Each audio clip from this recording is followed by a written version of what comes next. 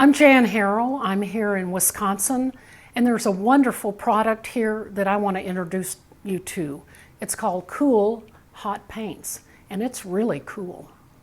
I'd like to introduce you to this new product that I'm pretty crazy about. Years ago, when I first started doing Cool Tools videos, they asked me what they could do for me, and I said you could order sunshine colors in smaller amounts so my students could use them.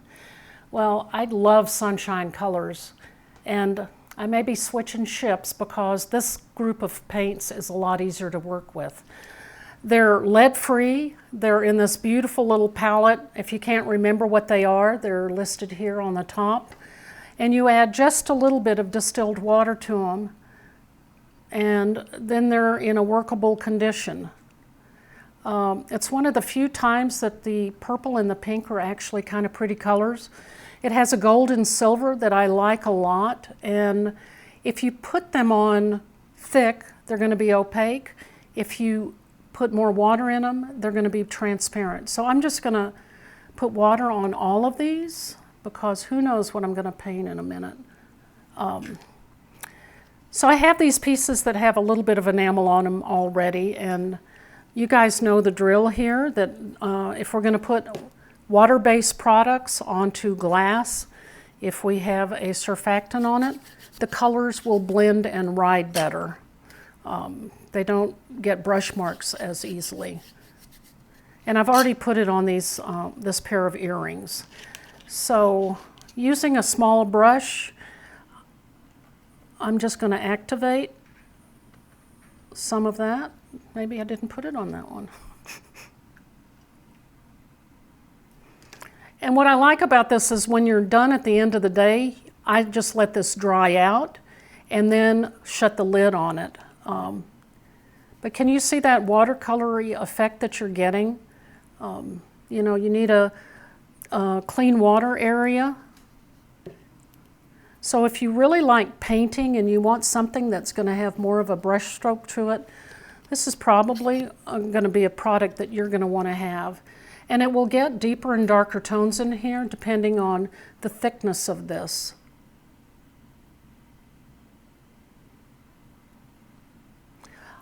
I let these dry completely before I fire them.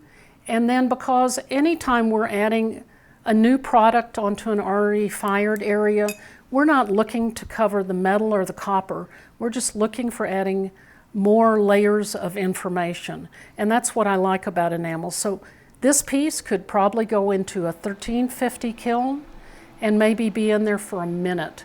The minute you see this watercolor enamel get glossy, take it out. Because as I always say, you never know when a piece is going to be done, and you don't want to blow out your enamel colors and not have any opportunity to add more to them. I hope that makes some sense. So I'm just going to add a little bit more color onto these, and if you have seen the decal, how we're screening onto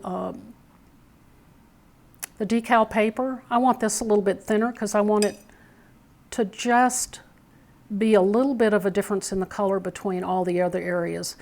So I had floated this on, it's been fired in place, and these were done with the mixture of the gel medium with sunshine colors. So you can see a little bit of variation in that, which I don't mind. You can also rotate the edge of this piece. And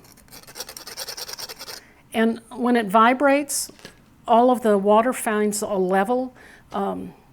This is called knurling, and that's a real word. It's not just some Texas thing that I've invented. So in machinery, they have this kind of an edge there, and that really vibrates the metal nicely, better than you could do. I don't think I could paint that as nicely. I might put another area in here, and if you're really wanting your edges to be crisp and clean, go ahead and let this dry, and then you can come back in here with a toothpick or a metal skewer and really clean up that edge. And you can see it's bleeding out here just a little bit, probably because I vibrated the edge, but I don't mind that.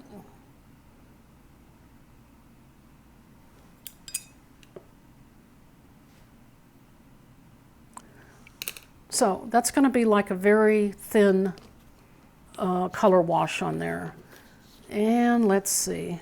The blues are pretty dark, so I like to put them on a little bit lighter. Can you just see how that gives you a little bit of a tone there?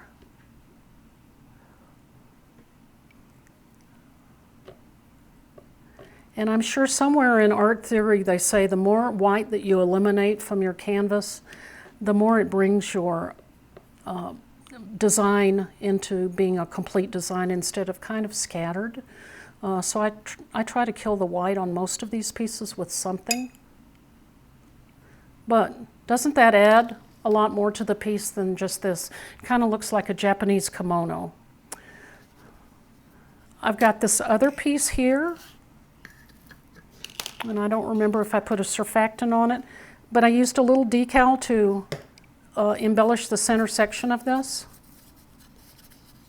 Remember, on surfactant, you're rubbing it on and you're rubbing it off. I don't know how many times I've had somebody write their name in surfactant on the piece. Is that too thick? Yeah, it's a little on the thick side. Back off. So it's just enough to create a little bit of a barrier on the top. Now, I could spend all day doing this, but I know that's what you want to do, not me.